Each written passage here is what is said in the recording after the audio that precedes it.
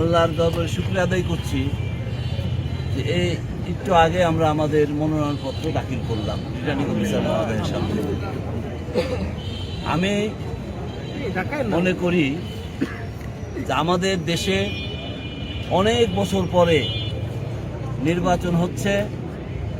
এই নির্বাচনে জনগণের আশা আকাঙ্ক্ষা, তাদের যে উৎসাহ উদ্দীপনা, এটা অত্যন্ত প্রবলভাবে আমি লক্ষ্য করছি। জনগণ ভোট দেওয়ার জন্য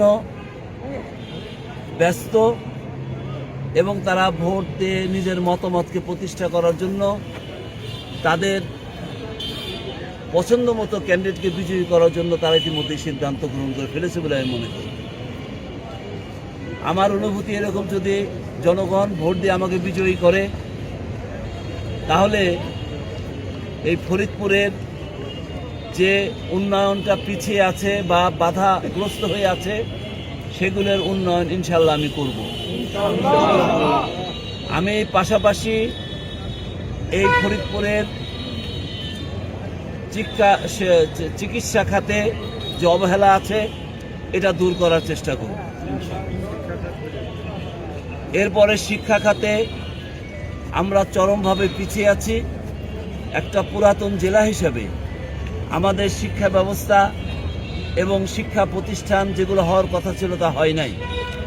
ফরিদপুরবাসীর প্রাণের দাবি ছিল যে এখানে একটা পূর্ণাঙ্গ বিশ্ববিদ্যালয় হবে, সেটা এখনো আমরা করতে পারি নাই।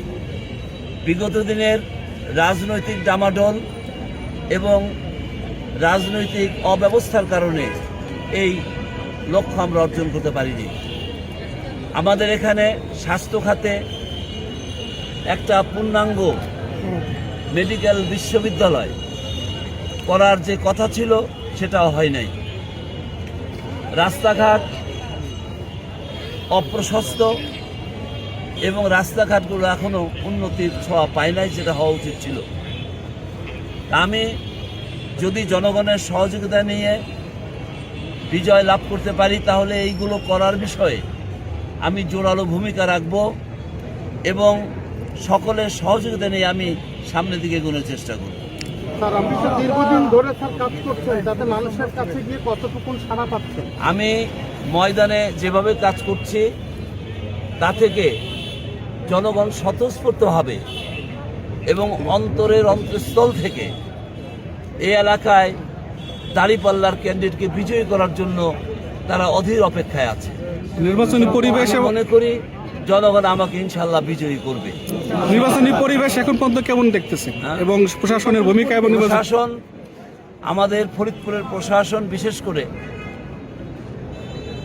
খুবই সন্তোষজনক ভূমিকা রাখছে। এখন পর্যন্ত আমরা আমাদের প্রশাসনকে নির্বাচন যাতে সুন্দরভাবে হয়, লেভেল প্লেইং ফিল্ড থাকে, এর জন্য তারা আপ্রাণ চেষ্টা করছে বলে আমি মনে করি, আমার দৃষ্টি ধরা পড়েছে। আপনাদের তো 10 দল ঐক্য জোটে, সেখান থেকে আপনার কি চূড়ান্তভাবে মানে 10 দলের পক্ষ থেকে আমরা যেভাবে এই 10 দল আমরা যেভাবে ঐক্যবদ্ধ হয়েছি, আমাদের আসন ভাগাভাগি যেভাবে হয়েছে, তাতে কোনো দলের কোনো অসন্তোষ নাই বলে আমরা মনে করি এবং সকলেই সম্মিলিতভাবে নির্বাচনে অংশগ্রহণ করবে, এটা আমরা আশা করছি। আর একটা বিষয় হলো, আমাদের ফরিদপুরে মাদক যেভাবে অক্টোপাসের মতো ঘিরে ধরেছে আমাদের যুব সমাজকে ধ্বংস করার জন্য, এই মাদকই যথেষ্ট। এই মাদক প্রশাসনের কিছু দুষ্ট চক্র আছে, তাদের সহযোগিতা এবং আমাদের রাজনৈতিক দুষ্ট প্রকৃতির রাজনীতি যারা করে তাদের সহযোগিতায় এই মাদক ব্যাপক থেকে ব্যাপক আকারে আমাদের সমাজে ছড়িয়ে পড়ছে এবং যুব সমাজের দিকে আসক্ত হচ্ছে, এমনকি মহিলারা ওই থেকে বাদ যাচ্ছে না। এই জন্য এই মাদকের ব্যাপারে শুধুমাত্র সরকারের পক্ষ থেকে বারবার জিরো টলারেন্স ঘোষণা দেওয়া হলেও বাস্তবে তার প্রয়োগ হচ্ছে না। আমি যদি বিজয় লাভ করতে পারি জনগণের সহযোগিতা নিয়ে, এই মাদকের ব্যাপারে অন্তত জিরো টলারেন্স যাতে হওয়া যায়, এই চেষ্টা আমি ইনশাল্লাহ করব।